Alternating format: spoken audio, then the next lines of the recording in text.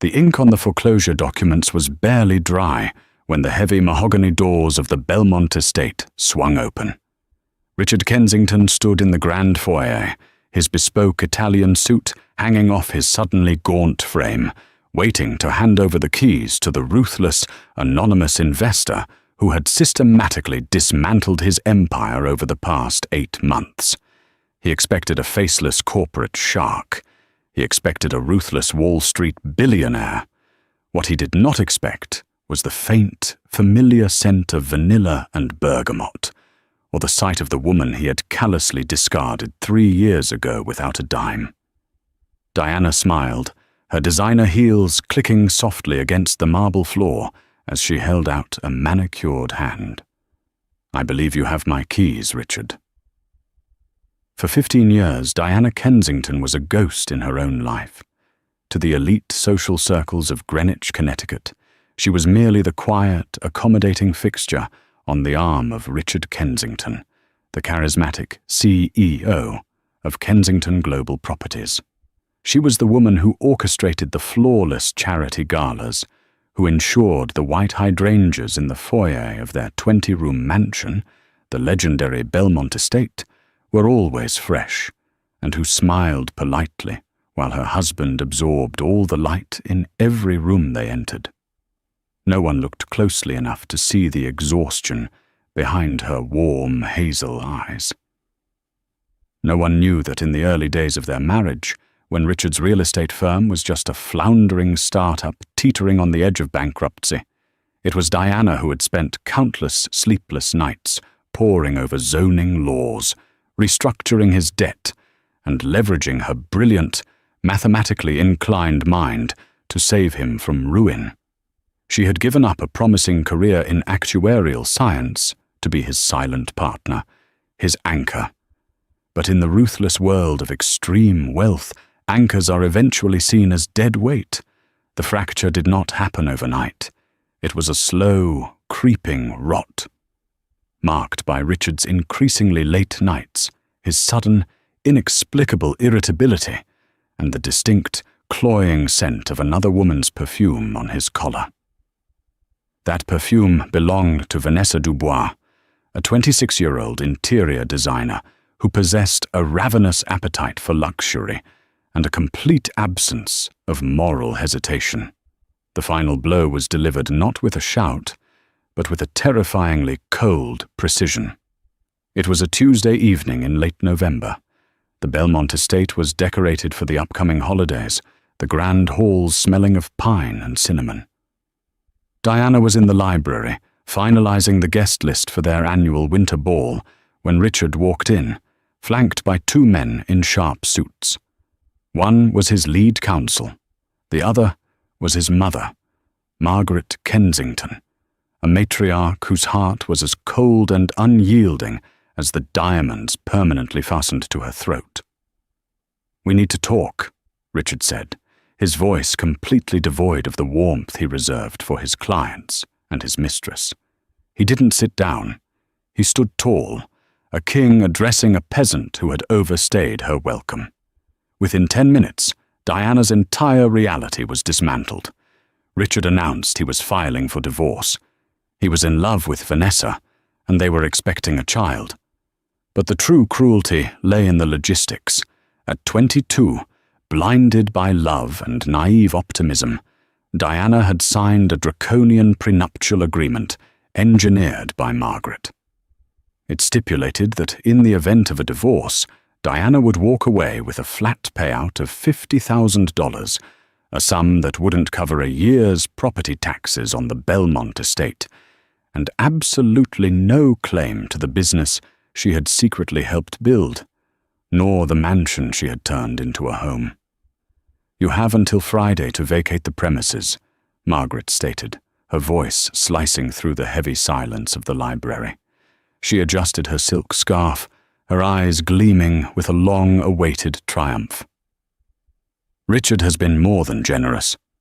I suggest you pack quietly, Diana. We wouldn't want to make a scene in front of the staff. Vanessa is bringing in her team over the weekend to remodel the master wing." Diana looked at her husband, searching for a flicker of regret, a memory of the woman who had held his hand when he had nothing. There was nothing, just a cold, impatient void.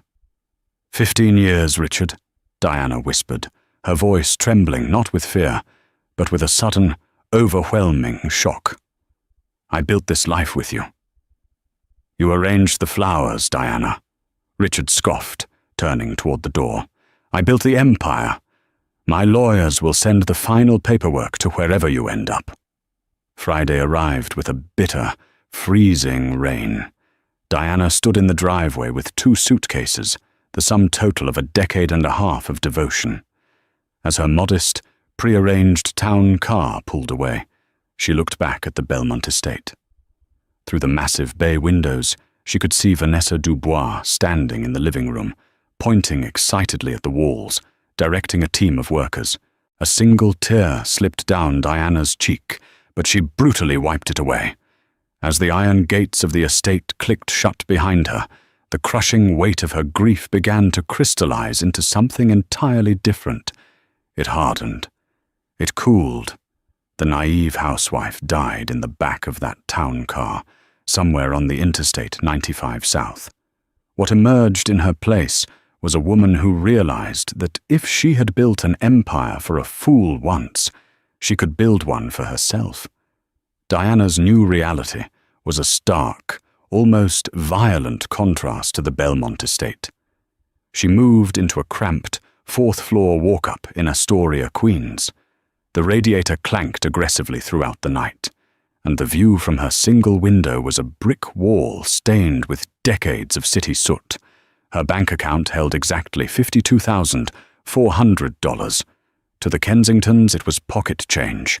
To Diana, it was ammunition. She did not cry. She did not seek out sympathy from the few friends who hadn't immediately abandoned her to remain in Richard's good graces. Instead, she purchased a high-powered desktop computer, 3 monitors, and a high-speed internet connection. Before Richard, before the galas and the hydrangeas, Diana had been a prodigy in statistical modeling and predictive analytics. She had a gift for seeing patterns in chaos, for understanding the deep, hidden currents of numerical data that drove global markets. It was a skill she had buried to play the perfect, non-threatening wife. Now, in the solitary quiet of her Queen's apartment, she resurrected it. She started small. Day trading was a blood sport that devoured the uninitiated. But Diana was not uninitiated. She was methodical, emotionless, and relentlessly disciplined. She created a proprietary algorithm, tweaking the code late into the night while surviving on black coffee and instant ramen. The algorithm was designed to identify microscopic inefficiencies in short-term options pricing. In her first month, her $50,000 grew to $80,000. By month 3, it was $200,000. By the end of her first year, trading under the radar and compounding her gains with terrifying efficiency, Diana's portfolio had crossed the $3 million mark. But wealth alone was not the objective. Money was merely a tool. Power was the goal. To acquire true power, she needed a shield.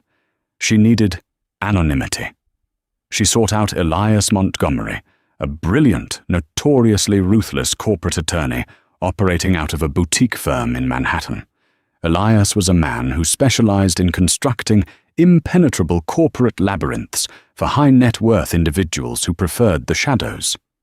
When Diana first walked into his office, wearing an off-the-rack suit and carrying a worn leather binder, Elias almost dismissed her. 10 minutes into her presentation of her predictive financial models, he was leaning across his desk, utterly captivated. "You're sitting on a financial nuclear weapon, Mrs. Kensington," Elias murmured, staring at the projected returns on her laptop screen.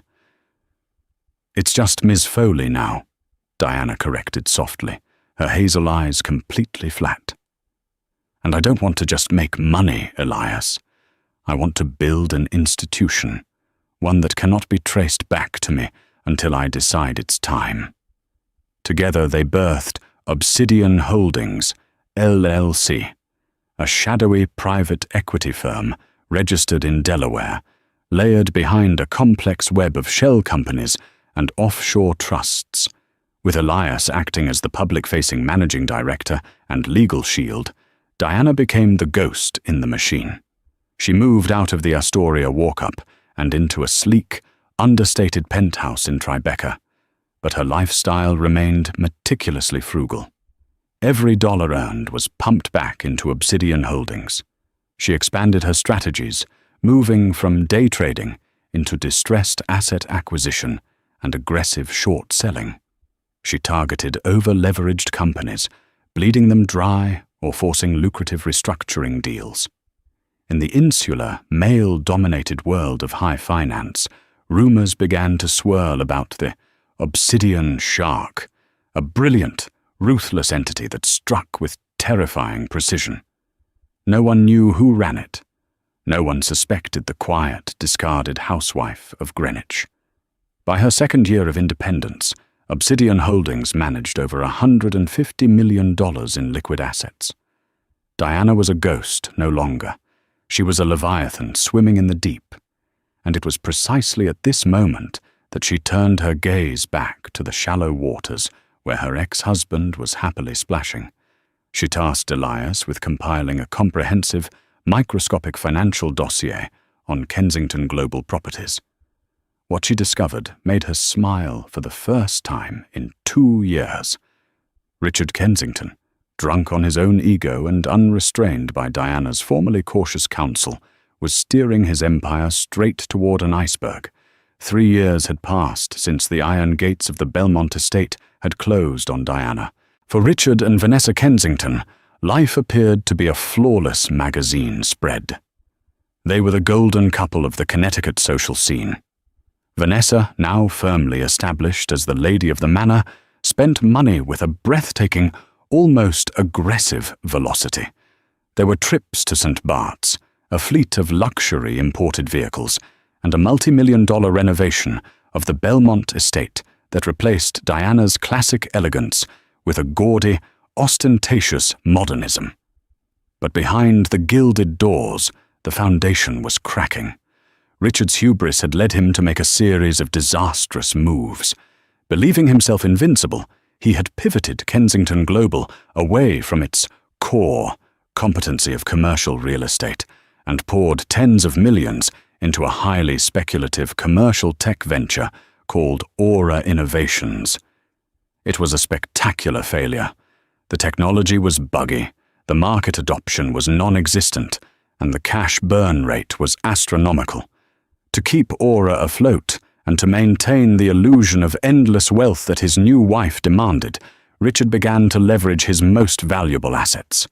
He drained the company's cash reserves. He took out quiet, high-interest loans against his commercial properties. Finally, desperately needing a massive influx of liquidity to cover a looming corporate margin call, Richard committed the ultimate sin of high finance. He collateralized his personal sanctuary. He took out a massive $40 million mezzanine loan against the Belmont estate itself. The loan was issued by a predatory private lending firm, carrying exorbitant interest rates and a strict, unforgiving balloon payment schedule. It was a toxic, desperate move.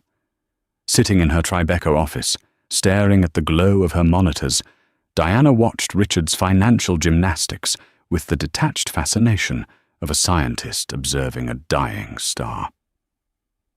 Elias Montgomery sat across from her, sipping a single malt scotch, a thick file resting on his lap. "He's bleeding out, Diana," Elias said, tapping the file. "Kensington Global stock is down 40% for the year. Aura Innovations is functionally bankrupt. And this mezzanine loan on the estate, it's a death warrant. The first balloon payment of $15 million is due in exactly 90 days. Given his current liquidity, there is absolutely zero mathematical possibility that he can make that payment." Diana leaned back in her chair, the city lights reflecting in her dark eyes. Who holds the paper on the Belmont loan? A mid-tier firm called Apex Capital, Elias replied. They specialize in high-risk, high-yield debt. They're ruthless, but they're currently facing their own liquidity crunch due to some bowed commercial real estate bets in Chicago. Diana's mind raced, calculating the angles, assessing the weaknesses. The trap was already set. She just needed to take control of the trigger. Contact Apex Capital, Diana instructed, her voice a calm, chilling whisper. Obsidian Holdings wants to buy the Kensington debt. Offer them a 10% premium on the principal. They're hurting for cash. They'll leap at the chance to offload a high-risk note for an immediate guaranteed profit. Elias raised an eyebrow, a slow, predatory grin spreading across his face. If we hold the debt, and he defaults. If he defaults, the terms of that specific mezzanine loan allow for an expedited foreclosure, Diana finished, her eyes fixed on the screen. We bypass a drawn-out court battle. We take the estate. The transaction was executed within a week. Apex Capital, desperate for liquidity, eagerly sold the $40 million note to the anonymous entity known as Obsidian Holdings. Richard Kensington had absolutely no idea that his debt, the very roof over his head, was now owned by the woman he had thrown into the street. For the next 80 days, Diana simply waited. She watched as Kensington Global initiated quiet, desperate layoffs. She watched the society pages, noting with dark amusement that Vanessa had just purchased a $500,000 necklace at a Sotheby's auction, entirely oblivious to the financial apocalypse rushing toward her. Richard was trapped in a nightmare of his own making, desperately trying to secure refinancing, flying to Dubai and London to beg for capital injections. But the market was tightening, and his reputation for reckless spending had preceded him. Doors slammed in his face.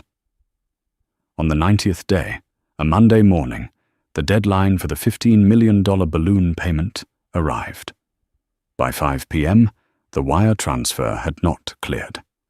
At 5:01 p.m., Diana picked up her phone and dialed Elias. He missed it, she said simply. The default clause is officially active, Elias confirmed, the thrill of the kill evident in his tone. I will have the legal team draft the notice of default and the acceleration clause immediately. We are demanding the full $40 million, plus penalties, payable in 30 days, or we seize the collateral. Send it, Diana said.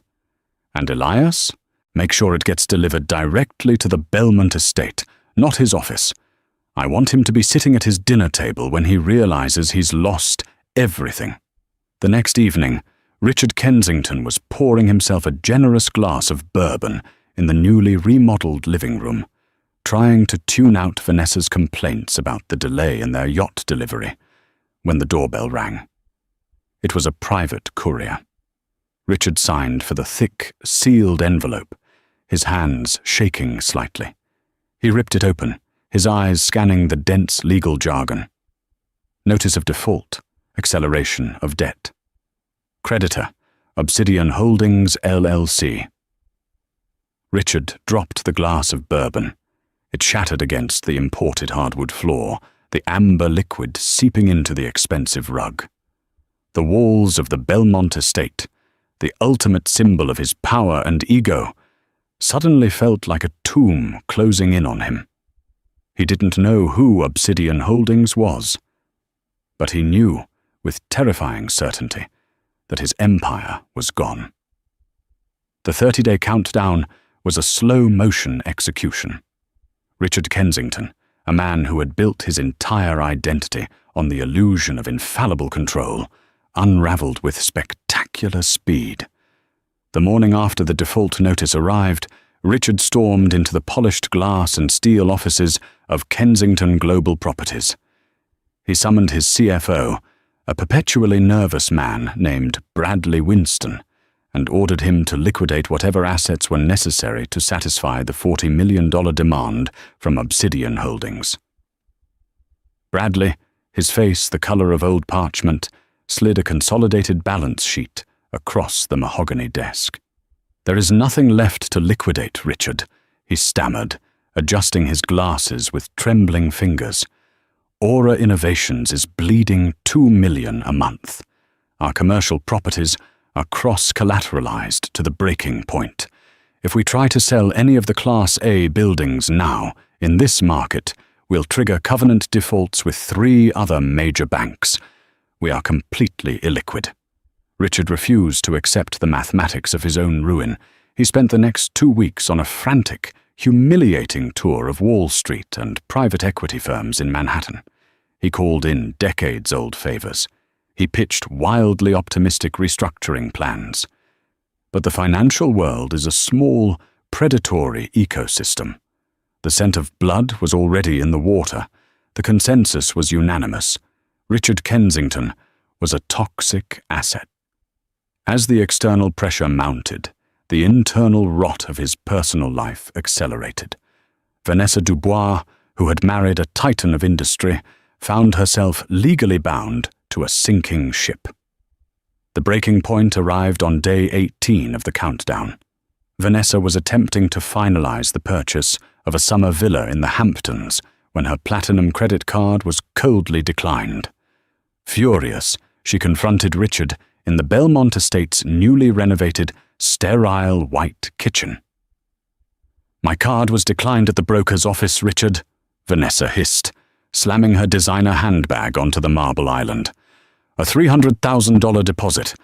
Do you have any idea how humiliating that was? What is going on with the accounts?" Richard, nursing a tumbler of cheap scotch, the Macallan having been finished days ago, rubbed his bloodshot eyes. "The accounts are frozen, Vanessa. All of them. There's a temporary liquidity issue. A firm called Obsidian Holdings has called in a loan." "A loan?" Vanessa's voice pitched upward, abandoning its carefully cultivated, breathy elegance. "What kind of loan freezes all of our personal accounts?" "The kind secured by this house," Richard snapped, his temper finally fracturing. "I collateralized the estate to keep the company afloat. If I don't find $40 million in 12 days, we lose the house." Vanessa stared at him, her perfectly contoured face contorting into an expression of sheer disgust.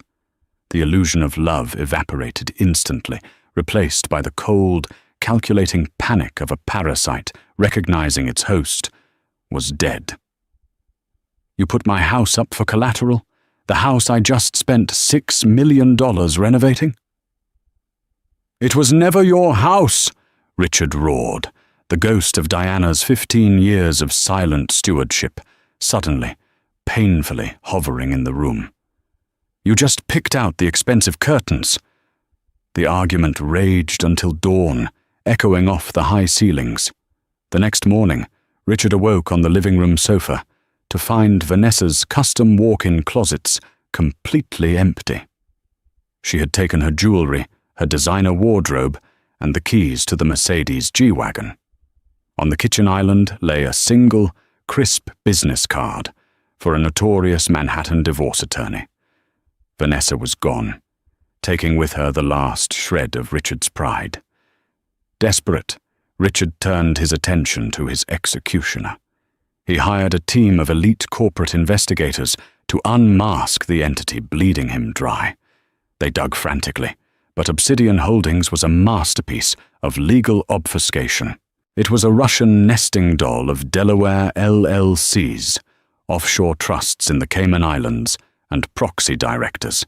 The only human contact was Elias Montgomery.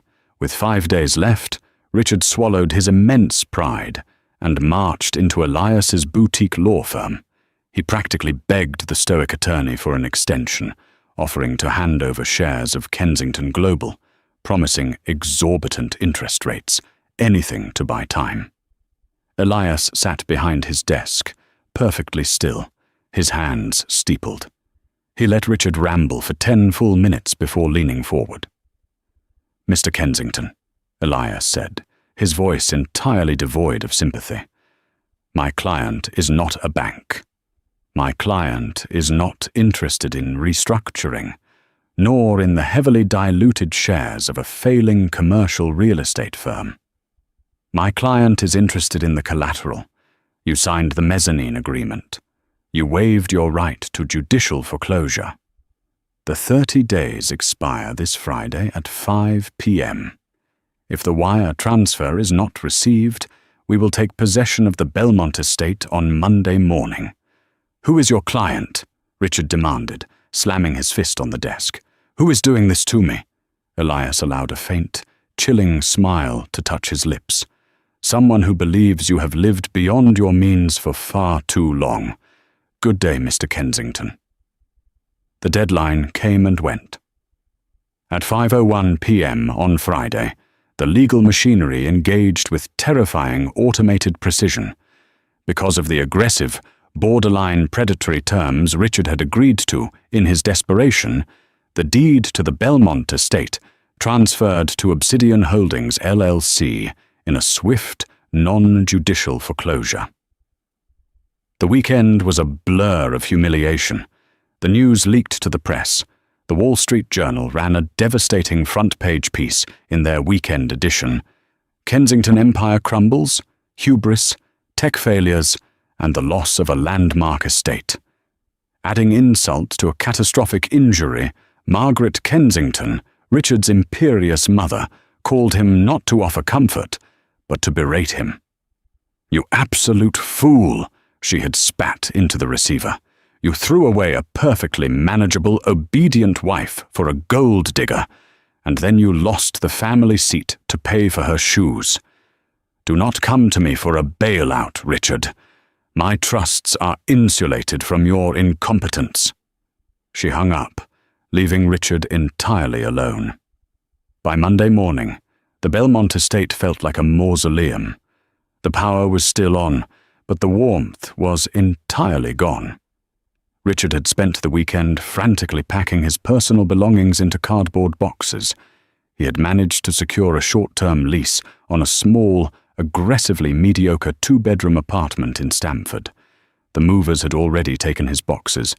He was left with a single suitcase, standing in the grand foyer, waiting to hand over the physical keys to the representative from Obsidian Holdings.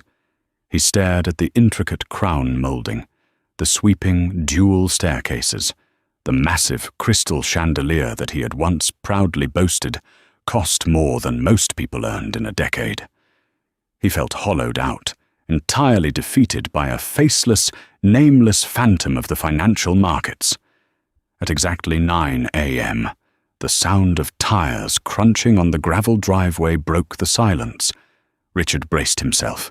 He smoothed the lapels of his suit, which now hung loosely on his frame, a physical manifestation of the stress that had consumed him over the last month. He expected Elias Montgomery. He expected a team of soulless corporate liquidators. The heavy mahogany doors swung open. The morning sunlight streamed into the foyer, blinding Richard momentarily. As his eyes adjusted, he saw a silhouette stepping over the threshold. The figure was not a burly liquidator, nor was it Elias. It was a woman. She was dressed impeccably in a tailored charcoal grey Tom Ford suit that radiated quiet, terrifying authority. Her dark hair was styled in a sleek, severe cut, but it was the faint, unmistakable scent of vanilla and bergamot that hit Richard first, freezing the blood in his veins. Diana smiled, her designer heels clicking softly against the marble floor as she walked toward the man who had discarded her like yesterday's garbage. There was no rage in her expression, no petty gloating. There was only the serene, untouchable calm of a victor surveying conquered territory. "I believe you have my keys, Richard," Diana said, her voice smooth and perfectly modulated. Richard physically staggered back a step, his mind short-circuiting. He looked at her, truly looked at her. For the first time in years. This was not the quiet, accommodating housewife he had bullied into signing a meager settlement. This was the Obsidian shark. Diana, he choked out, the name tasting like ash in his mouth. What are you doing here? Where is the representative from Obsidian? I am Obsidian, Richard, Diana replied, stopping a few feet from him. She extended an immaculate, manicured hand, palm up. And this is my house. You have precisely 5 minutes to vacate the premises before I have security remove you for trespassing. For a long, agonizingly stretched minute, the only sound echoing through the cavernous grand foyer of the Belmont estate was the heavy, rhythmic ticking of the antique mahogany grandfather clock. It was a 17th century piece Richard had inherited from his grandfather, a man who had built the family's initial, modest fortune in textiles. Richard stood perfectly still, his hand gripping the handle of his single scuffed leather suitcase. He stared at the woman standing gracefully before him, his brain violently rejecting the visual data it was receiving. It was like looking at an optical illusion that his mind could not decode. "You?" Richard finally breathed, the single syllable scraping against his vocal cords like sandpaper. He blinked rapidly, frantically looking past Diana's shoulder toward the sweeping stone portico outside, fully expecting the real mastermind to step out from the morning shadows. This is a joke. This is a sick, pathetic joke. Elias Montgomery sent you here to humiliate me, didn't he? Because you couldn't possibly be Obsidian Holdings. You do not have the capital, Diana. When my mother threw you out of this house, you left with exactly $50,000. $52,400 actually, Diana corrected smoothly. She did not lower her extended hand. Her posture remained flawless, draped in a charcoal-grey Tom Ford suit that radiated quiet, terrifying authority. And it is truly remarkable what a person can achieve with a modest amount of seed capital when they aren't bleeding their accounts dry on speculative commercial tech ventures, offshore sports cars, and a mistress's insatiable appetite for diamonds, Richard. Now, the keys. I have a team of highly rated demolition contractors arriving in precisely 1 hour to rip out whatever offensive, imported Italian marble Vanessa installed in my kitchen. Richard's face flushed a deep, mottled crimson, the veins in his neck bulging against the collar of his suddenly loose dress shirt. The reality of the situation was beginning to sink in, toxic and burning like battery acid in his veins. The algorithmic trading rumors on Wall Street, the aggressive distressed asset acquisitions, the invisible, ruthless entity that financial journalists had dubbed the Obsidian Shark. It was all her. The woman who used to quietly sit in the corner of his study, balancing his corporate ledgers while he drank expensive single-malt scotch and took all the credit, had systematically orchestrated his absolute destruction. "You set me up!" Richard roared, his voice cracking as he dropped his suitcase. It hit the marble with a hollow thud. He took a menacing step forward, his hands balling into tight fists. "You orchestrated this entire nightmare. You shorted my stock to drive down the price. You bought the mezzanine debt from Apex Capital just to force the acceleration clause. This is predatory." "I simply observed a sinking ship and decided to purchase the salvage rights," Diana replied, her tone conversational, completely devoid of the vindictive, hysterical screeching Richard might have expected. She looked at him, not with anger, but with the detached pity of a scientist observing a failed experiment. "You signed the mezzanine loan, Richard. You took the ridiculous, unforgiving leverage. You chose to collateralize the very roof over your head because your ego could not accept that Aura Innovations was a total failure. I didn't set you up. I merely held the net when you decided to jump off the cliff. Now, I will not ask you for the access credentials a third time." As if responding to an unseen cue, the heavy mahogany double doors opened wider, The crisp morning air swept into the foyer, bringing with it two men in immaculate dark suits. They wore the discreet lapel pins of Blackwood Security, an elite private protection firm favored by Manhattan billionaires. Behind them stood Elias Montgomery, clutching a thick leather briefcase to his chest and looking immensely, almost inappropriately, satisfied. "Mr. Kensington," Elias said, adjusting his wire-rimmed glasses as he stepped onto the imported rugs. "The physical transfer of the property is now legally complete. If you do not hand over the physical keys and the electronic access credentials and vacate the premises immediately, these gentlemen are authorized to physically escort you to the edge of the property line. Furthermore, the local Greenwich Police Precinct has already been notified of the ownership transfer to prevent any unfortunate misunderstandings regarding trespassing." Defeated, humiliated, and trembling with a cocktail of impotent rage and profound loss, Richard reached a shaking hand into his trouser pocket. He pulled out the heavy brass ring holding the keys to the estate's doors, the wrought iron gates, and the master security system. He dropped them into Diana's waiting palm. They hit her skin with a heavy, final clink that echoed loudly in the quiet space. "You took my house, Diana," Richard snarled, his voice dropping to a venomous, desperate whisper as he grabbed the handle of his suitcase once more. "Enjoy the empty rooms. Enjoy the ghosts. But you didn't take my life. I still have Kensington Global Properties. I still have my board of directors. I will restructure the commercial debt. I will rebuild my portfolio.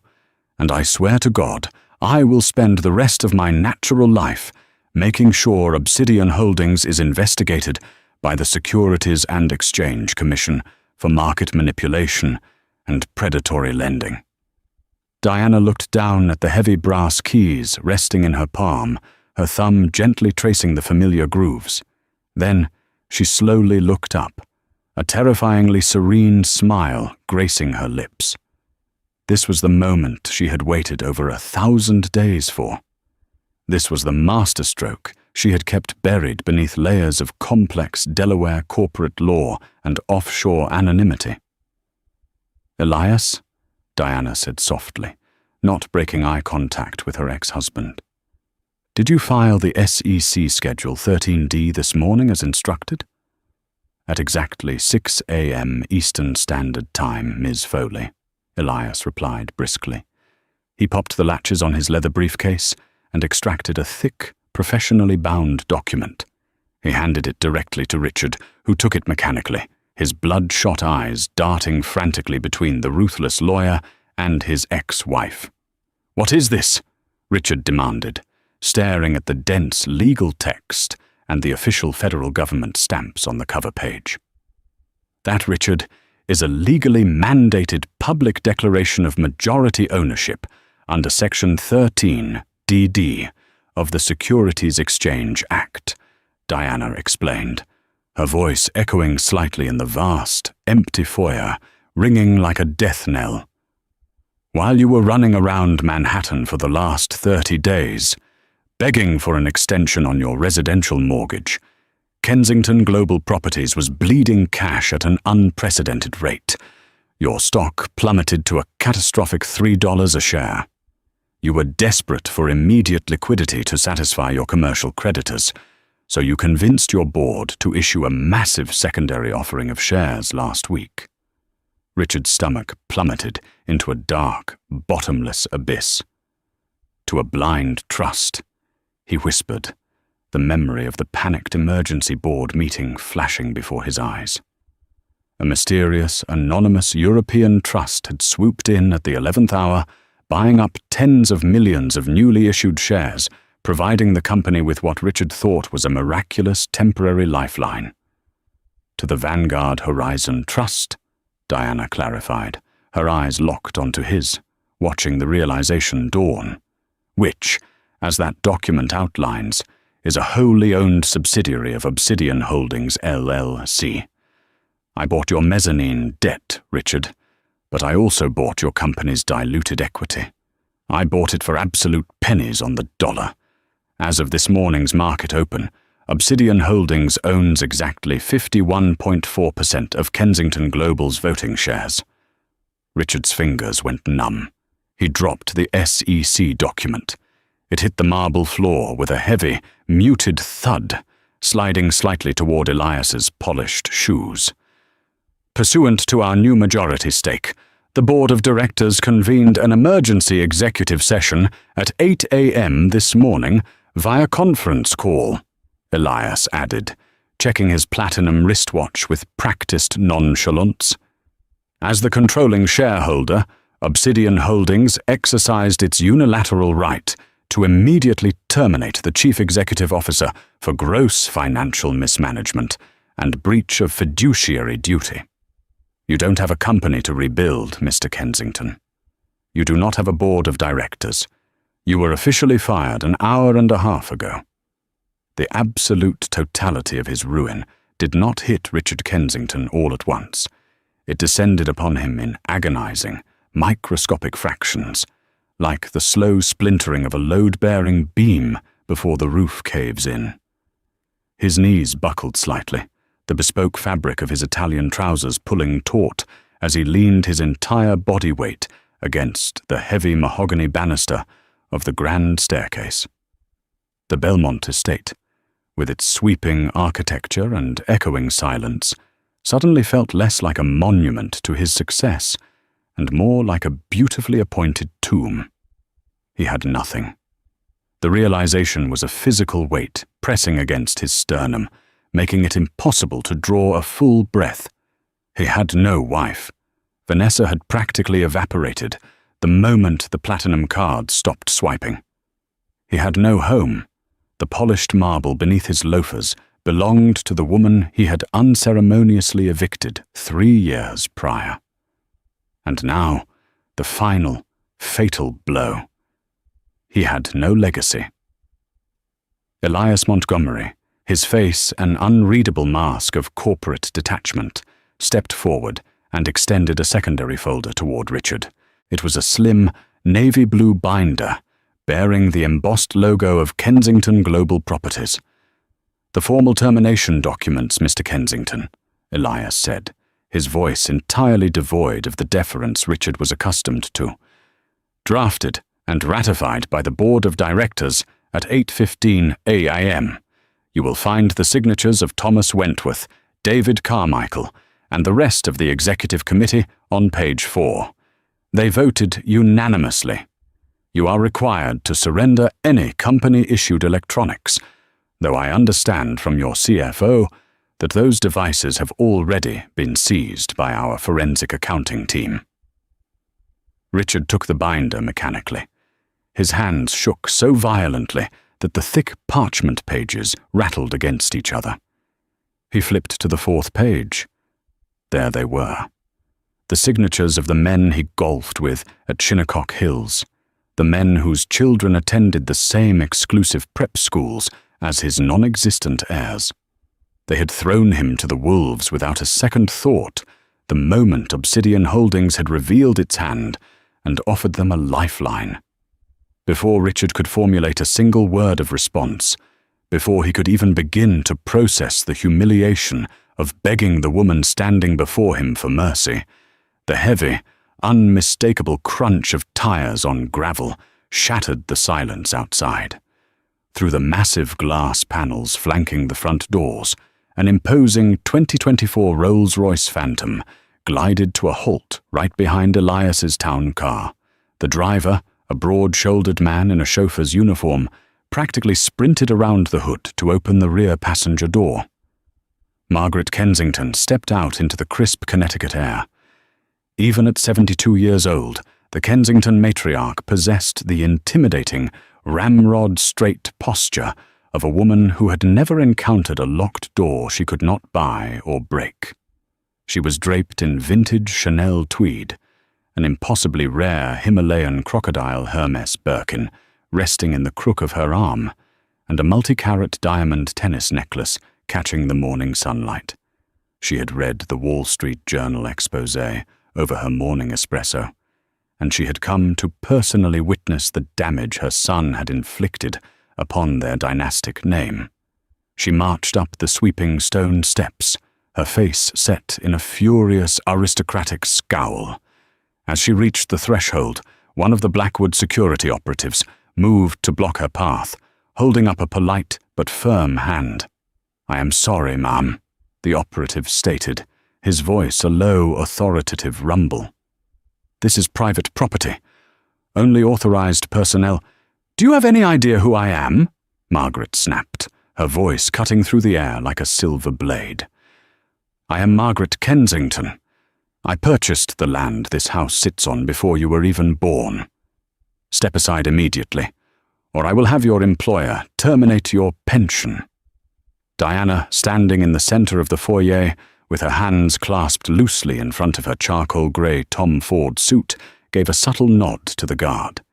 The operative stepped back, allowing the matriarch to enter. "Richard!" Margaret barked, as she crossed the threshold, completely ignoring the security detail. "I just spent 20 minutes on the phone with Thomas Wentworth. The board is in an absolute panic. What in God's name is going on? Who is this obsidian entity? And why are you standing there holding your own termination papers like a whipped dog?" Margaret's tirade died instantly in her throat. She stopped dead in the center of the foyer. Her haughty gaze shifted from her broken son to the lawyer with the briefcase, and finally it landed on the woman standing beside him. The matriarch's eyes widened in genuine, unadulterated shock. The color drained from her perfectly powdered face, leaving her looking suddenly her age. Her jaw slackened, the carefully cultivated mask of superiority slipping for the first time in decades. "Diana?" Margaret gasped, the name escaping her lips like a curse. "Hello, Margaret," Diana said, her tone as smooth and cold as the marble floor. "I see you let yourself in. You always did have a terrible habit of disregarding boundaries. Please enjoy the view. It will be your last time inside these walls." Margaret looked frantically from Diana's perfectly tailored suit to Richard's trembling hands, and the horrifying puzzle pieces finally snapped together in her sharp, calculating mind.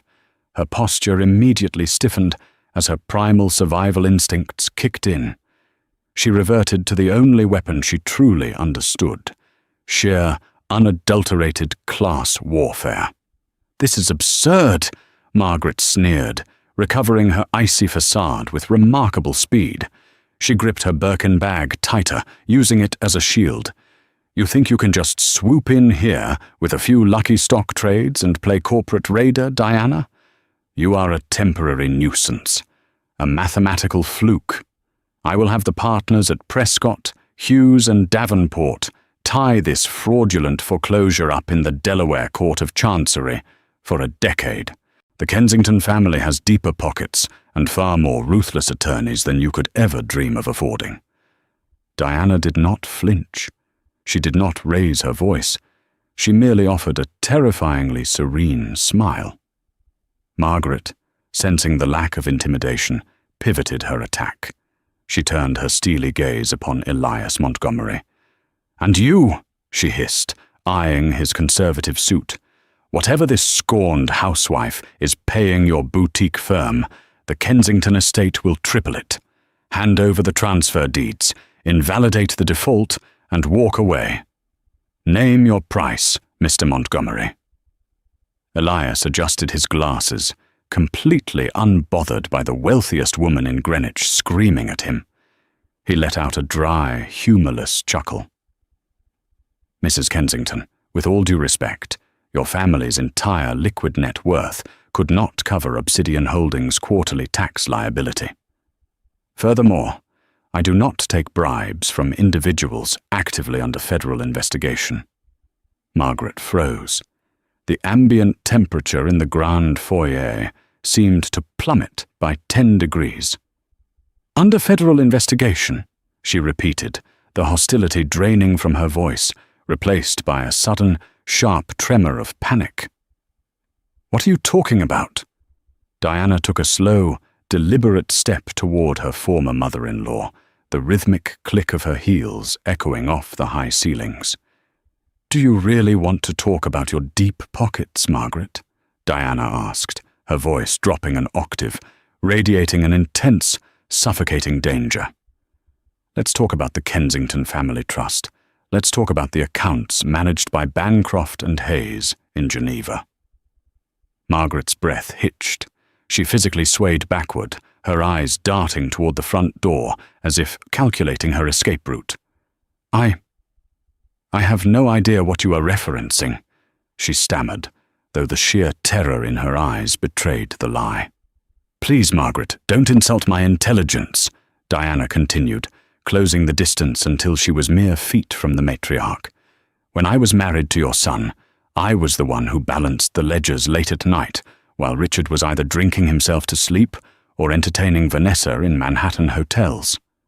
I noticed the discrepancies, the phantom distributions, the layered shell companies registered in the British Virgin Islands, specifically Blue Horizon Investments." Richard looked up, his bloodshot eyes widening in confusion. "What shell companies? Mother, what is she talking about?" "Shut up, Richard," Margaret hissed, her composure entirely shattered. She looked back at Diana, her chest heaving. "You have no proof. You have nothing but baseless theories of a bitter ex-wife." "I have 15 years of downloaded transaction histories, Margaret," Diana corrected, her voice relentless and methodical. "I tracked every failure to file a foreign bank and financial accounts report. I catalogued every single violation of the Foreign Account Tax Compliance Act. Over $40 million systematically hidden from the United States government over a 2-decade period." Diana paused, letting the astronomical number hang in the air like a guillotine blade. "I said nothing at the time because I believed I was part of this family, and I was loyal to a fault," Diana said softly. "But 3 years ago, in this very room, you made it unequivocally clear that I was merely disposable staff. You threw me into the street with $50,000 and told me to be grateful." Diana gestured elegantly to Elias, who pulled a thick sealed document from his briefcase. "Elias and I compiled a comprehensive, airtight forensic dossier on the Kensington Family Trust," Diana explained, her eyes locking onto Margaret's terrified gaze. 4 months ago, we submitted an IRS Form 211 to the Whistleblower Office under Title 26 of the United States Code. The Criminal Investigation Division found the evidence so compelling that they bypassed standard audits entirely. They issued grand jury subpoenas to Bancroft and Hayes last Tuesday. Margaret let out a choked, guttural sound, like a drowning woman taking her final breath of air. "As the whistleblower, Obsidian Holdings is legally entitled to up to 30% of the recovered funds and penalties," Diana added, delivering the ultimate checkmate with a chilling calmness. "Which means, Margaret, that when the federal government seizes your offshore assets, liquidates your art collection, and auctions off your Greenwich Country Club shares to pay the back taxes and the fraud penalties, 1/3 of that money will be deposited directly into my corporate accounts." The matriarch of the Kensington family crumbled. The rigid, imperious posture that had terrorized high society for decades completely collapsed. Her knees gave out, and she pitched forward, her Hermes bag tumbling from her arm and spilling its contents across the marble floor. Richard, operating purely on delayed reflex, lunged forward to catch his mother before she hit the ground. He hauled her upright, the two of them clutching each other like survivors clinging to wreckage in a storm.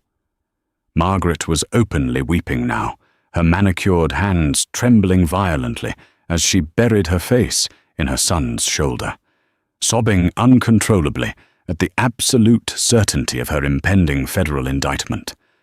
"You destroyed us," Richard whispered, his voice cracking, tears finally spilling down his own hollowed cheeks. "You took everything." "No, Richard, Diana replied, taking a step back and surveying the pathetic tableau of the fallen dynasty. "I simply showed you the math. You and your mother built an empire on arrogance, leverage, and fraud. I didn't destroy you. I merely provided the mirror, and the reflection did the rest. The equation has finally balanced." She turned her back on them, dismissing their existence entirely. She looked toward the two Blackwood security operatives waiting silently near the door. "Escort them off my property," Diana ordered, her voice echoing with finality. "Make sure they don't take anything that belongs to the estate. And Elias? Call the contractors. I want the demolition on Vanessa's kitchen to start within the hour.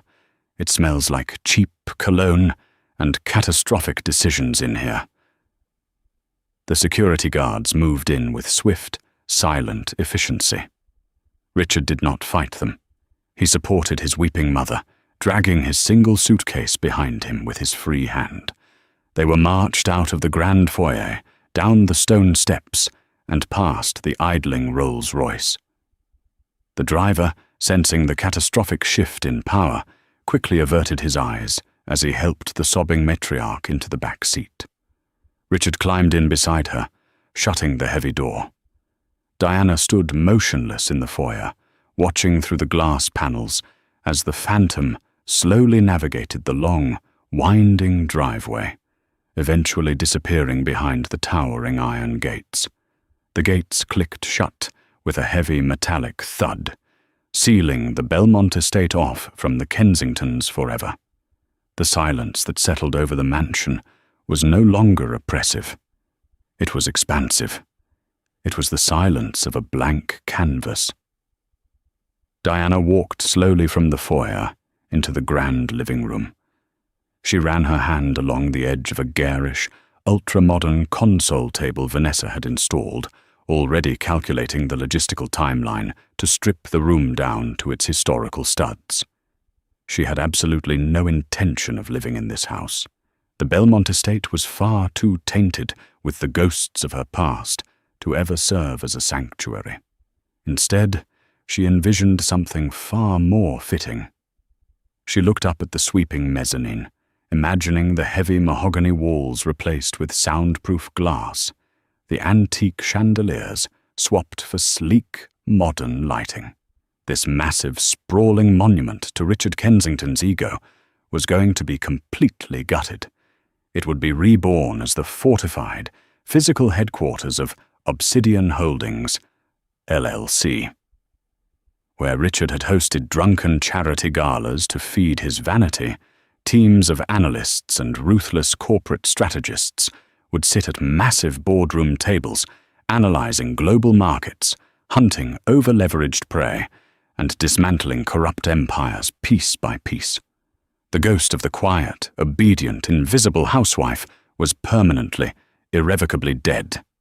In her place stood the obsidian shark, breathing in the crisp air of her conquered territory. Diana Foley walked over to the massive bay window, looking out over the rolling, manicured lawns that stretched toward the horizon, and for the first time in 15 years, she felt perfectly, undeniably at home. The tragedy of the Kensington Empire serves as a brutal masterclass in the dangers of hubris and the fatal mistake of confusing silence with weakness. Diana's transformation from a discarded, invisible spouse into an apex predator of the financial world was not born of sudden magic, but of methodical, disciplined intelligence and a refusal to be a victim. She weaponized her grief, turning a humiliating exile into the foundation of a monolithic, unassailable fortress. Richard and his mother believed they held all the power because they controlled the narrative and the capital, blinding themselves to the fact that true power lies in the unseen machinery of leverage and patience. Ultimately, the Belmont estate changed hands not through brute force, but through the terrifying precision of a woman who simply understood the math better than the men who thought they owned the world.